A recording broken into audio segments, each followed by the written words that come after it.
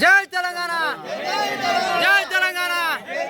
మనదేం గుర్తు, మనదేం గుర్తు, కారు గుర్తుకే, కారు తెలంగాణ, కారు గుర్తుకే, కారు గుర్తుకే. మనదేం గుర్తు, మనదేం గుర్తు. గ్రామస్తులకు రుణపడి ఉండడమే కాదు పోవాల్సిందిగా కోరుచు. సుమారుగా ఇది 9వ మీటింగ్. మనం చేసుకున్న మీటింగ్లు 9వ మీటింగ్లు అన్ని సహకరించినటువంటి పెద్దలు మోహన్ రావు గారికి, ఎంపీటీసీ గారికి, ఉప సర్పంచ్ గారికి, పార్టీ అధ్యక్షులు, గ్రామాధ్యక్షులు శ్రీని గారికి, డైరెక్టరు, అదేవిధంగా వివిధ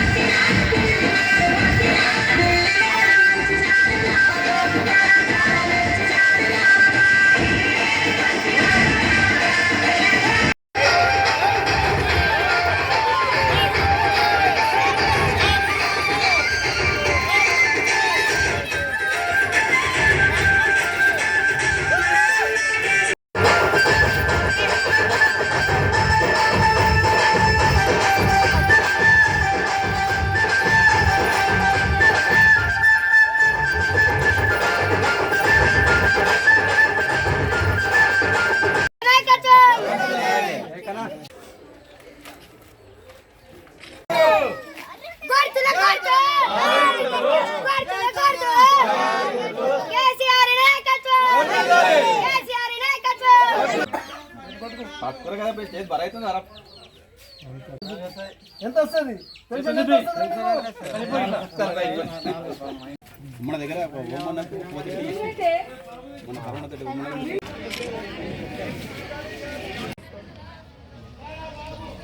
మన ఓటు కేసీఆర్కే, మన ఓటు కేసీఆర్ జై లేకుండా వచ్చింది కేసీఆర్.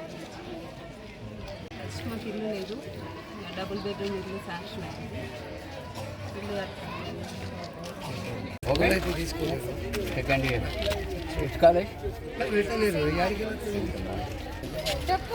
4,1600 रुपये आ रहा नहीं आ रहा.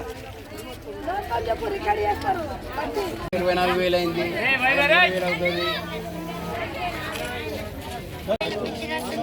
గట్టిగా నాకు 4,000 పింఛన్ వస్తుంది. మళ్ళా కేసీఆర్ రావాలి. జై తెలంగాణ.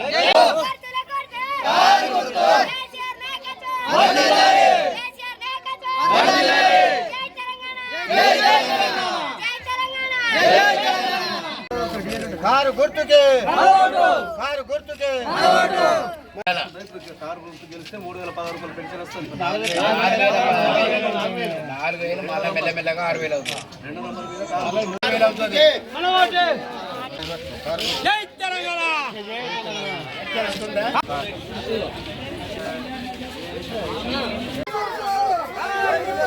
గుర్తుకే, గుర్తుకే.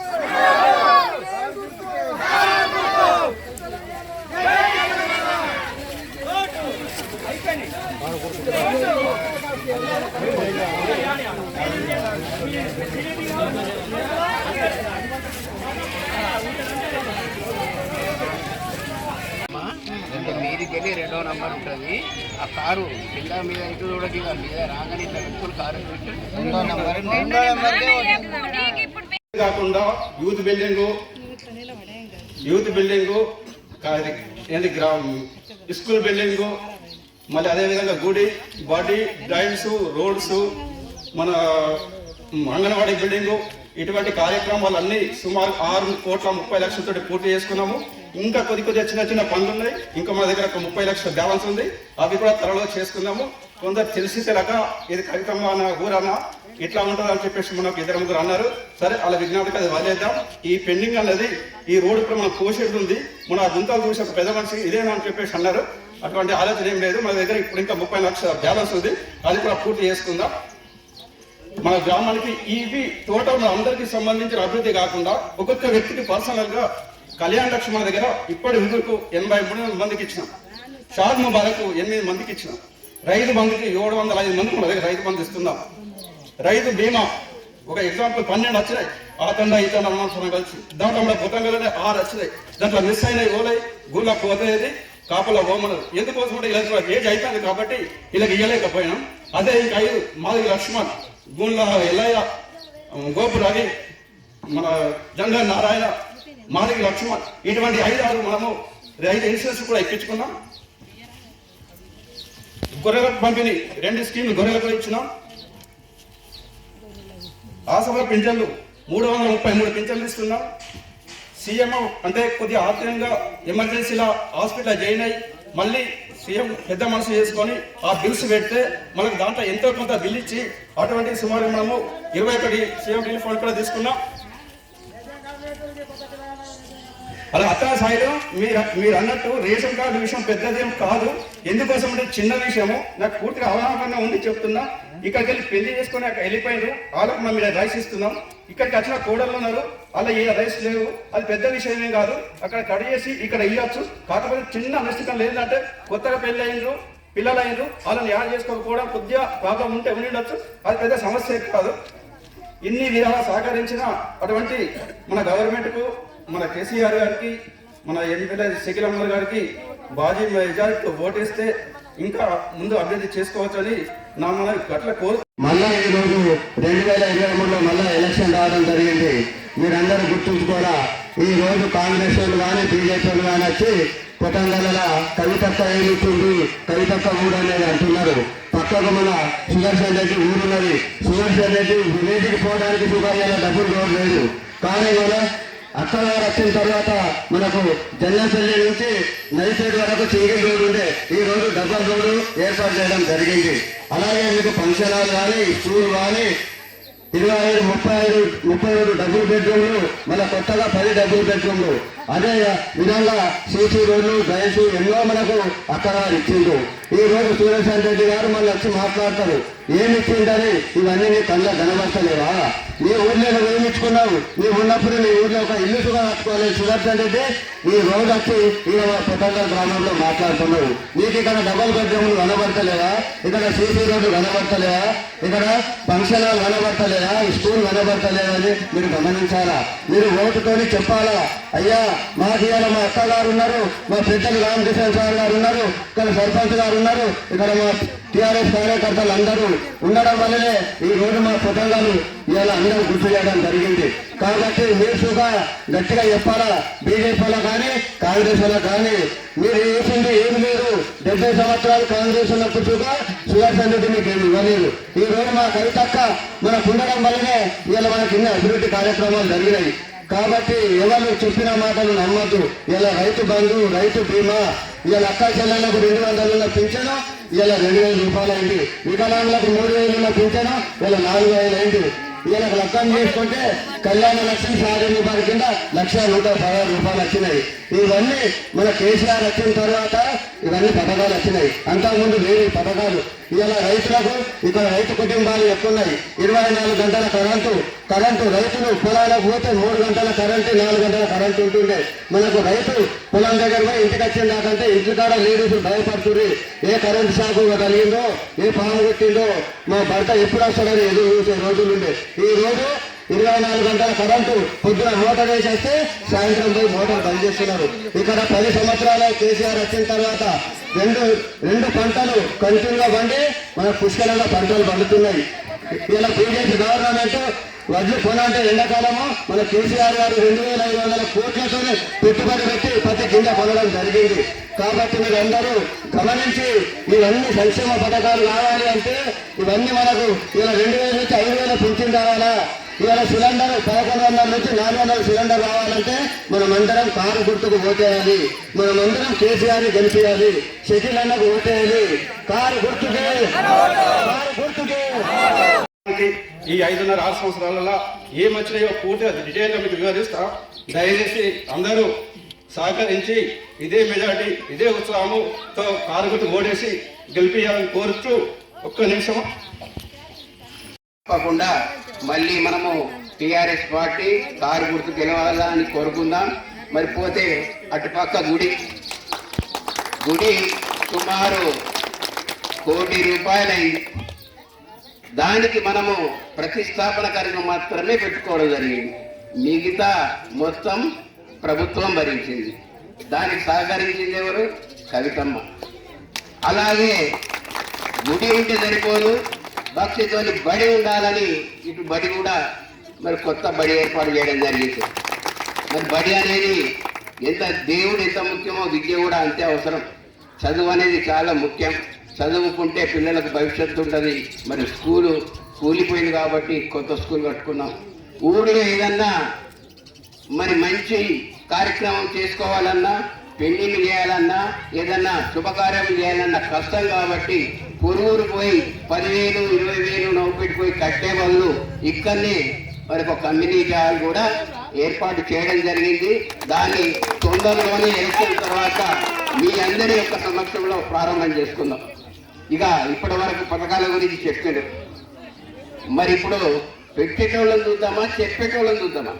మాటలు చెప్పేటోళ్ళు కొందరు ఉంటారు, మరి పెట్టేటోళ్ళు కొందరు ఉంటారు. మరి ఇప్పుడు మన ముందున్న సమస్య పెట్టేటోళ్ళను చూడదామా లేకపోతే మాటలు చెప్పేటోళ్ళని చూద్దామా అనేది మీ ముందున్న ప్రశ్న. మరి మీకు మనందరికీ ఓటు హక్కు ఉన్నది. ఓటు అంటే మామూలు విషయం కాదు. ఒక్కసారి ఓటు వేసిన తర్వాత 5 సంవత్సరాలు మరి ఎమ్మెల్యే కానీ ముఖ్యమంత్రి కానీ మన మీద మరి పరిపాలన చేస్తారు. ఆ పరిపాలన ఎట్లుండాలంటే మరి సుభిక్షంగా అందరికీ అందుబాటులో ఉండాలి. మరి పథకాలన్నీ 9.5 సంవత్సరాల కింద ఉండేనా? అప్పుడు పెన్షన్ ఎంత ఉండే? 200. ఇప్పుడు ఎంత అయింది? 2,000 అయింది.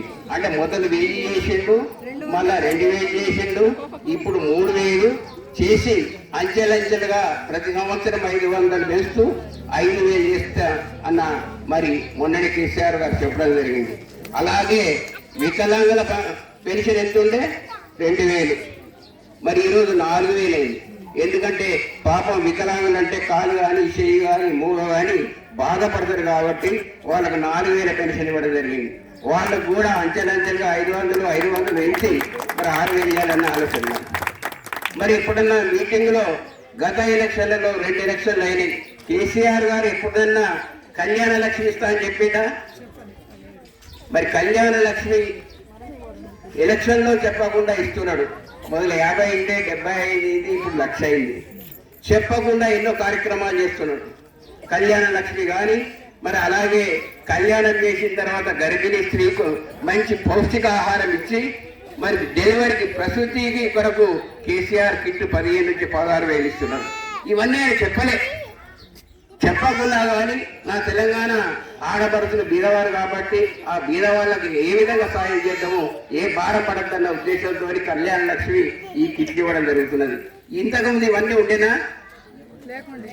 ఇవన్నీ లేవు. అంటే ఆయన ఆలోచన ఎప్పుడు ఏంటంటే కొట్లాడి తెచ్చుకున్నాం. తెలంగాణ యావత్తు 3.5 కోట్ల ఆడపడుతులు అన్నదమ్ములు అందరం కలిసి కొట్లాడి తెచ్చుకున్నాం.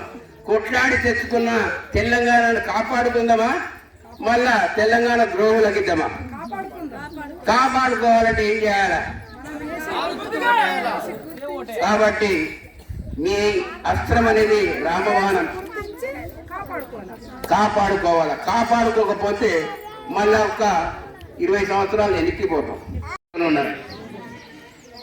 ఏదైనా వెనక ముందు అప్పుడప్పుడు ఎటేసినా ఓటు ఎటేసినా నేను ఎక్కడున్నా కానీ ఏది జరిగినా కానీ మళ్ళీ నా ఎంబట మీరు, మీ ఎంబట నేను ఉండక తప్పదు. ఒక గ్రామస్తులం కాబట్టి. మరి ఈ రోజున ఈ మీటింగ్లో ముఖ్యంగా మీరు గమనించాలి, కవితమ్మ మన ఊరు కోడలు. ఆమె రాజకీయ నాయకురాలు. గతంలో ఎంపీగా పనిచేసారు, ఇప్పుడు ఎమ్మెల్సీగా పనిచేస్తున్నారు. మళ్ళీ తన కోరిక ఏంటంటే తెలంగాణ ఆడపడుచులు అన్నదమ్ముల ఆవేదన నేను ఢిల్లీలో చెప్తా, ఇక్కడ కాదు, ఈ అసెంబ్లీకి నేను నిలబడా, ఢిల్లీ వరకే నిలబడతా. అప్పటికి మీ అందరి ఆశీర్వాదం ఉండాలా, ఏదంటే అది కొట్లాడమన్న ఉద్దేశంతో ఈ అసెంబ్లీలో నిలబడతలేదు. ఎందుకంటే చాలా మేధావి. మీరు చూస్తున్నారు టీవీలలో, ఎన్నో దేశాలలో తనని ఇన్వైట్ చేస్తున్నారు. రండి మీరు మాట్లాడండి. మరి అక్కడికి పోతున్నారు, మాట్లాడుతున్నారు, అందరి మన్ననలు పొందుతున్నారు. ఈ మధ్యన మహిళా రిజర్వేషన్ అంటే మరి మన రాష్ట్రంలో ఏదైతే మహిళా రిజర్వేషన్ 33% ఉందో 33% అంటే 33% నూటికి 33% మరి వార్డు మెంబర్లు ఉంటే 33 ఉండాలా, మరి సర్పంచుల విషయానికి వస్తే మండలంలో 33 ఉండాలా, జడ్పీ టీసీ ఎంపీటీసీ అంటే జిల్లాలో 33% ఉండాలని రిజర్వేషన్ మన రాష్ట్ర ప్రభుత్వం చేయడం జరిగింది. కానీ కేంద్ర ప్రభుత్వంలో జరగలేదు. మాకు కూడా మహిళలు ఈ రోజున ఎక్కడ విమానం ఎక్కుతున్నారు, రైళ్లు నడుపుతున్నారు, బస్సులు నడుపుతున్నారు, ఎన్నో ఉద్యోగాలు, మరి పిల్లల కన్నా ఎక్కువ ఇది యంగ్స్టర్స్ కన్నా ఎక్కువ వాళ్ళు ముందులో ఉన్నారు, చదువులో కూడా ముందున్నారు. కాబట్టి మరి మాకు కూడా 33% రిజర్వేషన్ ఢిల్లీ స్థాయిలో కావాలని మొన్ననే ఢిల్లీలో పెద్ద సభ ఏర్పాటు చేసి భారతదేశం యావత్తు మహిళలు పిలిచి మాట్లాడడం జరిగింది. దాని ప్రభావమే మొన్న మహిళా తెలంగాణ ఎందుకు తెచ్చుకున్నాము? మనం నవ్వుపెట్ల వంట మార్పు చేసుకున్నామా లేదా? అనుకుని తిన్నామా లేదా? తెలంగాణ రాకన ముందు తిన్నామా? ఎందుకు తిన్నాం? తెలంగాణ రావాలని. సరే, తెలంగాణ వచ్చిన తర్వాత పాతకాలం కన్నా బాగుందా చెడిపోయిందా? ఉమ్మడి రాష్ట్రం కన్నా తెలంగాణ వచ్చిన తర్వాత బాగుందా బాగాలేదా? అది గమనించండి. ఇప్పటి వరకు పెద్దలు వక్తలు ముఖ్యంగా పాత్రికేయులకు విన్నవించేది విన్నట్టుగా, మరి లాంగ్ అంటే మీరు షార్ట్ చేసుకుంటారా లేకపోతే నన్నే షార్ట్ చేయమంటారు చెప్పాలి. మీకు ప్రత్యేకమైన ధన్యవాదాలు. ఎందుకంటే అన్నదమ్ములు మొత్తం గ్రామం తిరిగి కారు గుర్తుకు ఓటేయాలి, కేసీఆర్ని గెలిపేయాలి, కేసీఆర్ మళ్ళీ ముఖ్యమంత్రి కావాలని ప్రచారం చేశారు. కాబట్టి నా ధన్యవాదాలు. ఈరోజు మరి నేను అన్ని గ్రామాలకు పోలి ఎక్కడో అక్కడ చూసుకుంటున్నారు. నా పాత గ్రామ పంచాయతీ పరిధిలోనే నేను ప్రచారానికి వెళ్ళాను. మన పాత గ్రామ పంచాయతీ అంటే పోతంగల్, హనుమాన్ ఫారం, శ్రీరామతండ, శివతండ, ఇవన్నీ మా పాత గ్రామ పంచాయతీ. ఈరోజు సమావేశానికి ఈ సభకు విచ్చేసి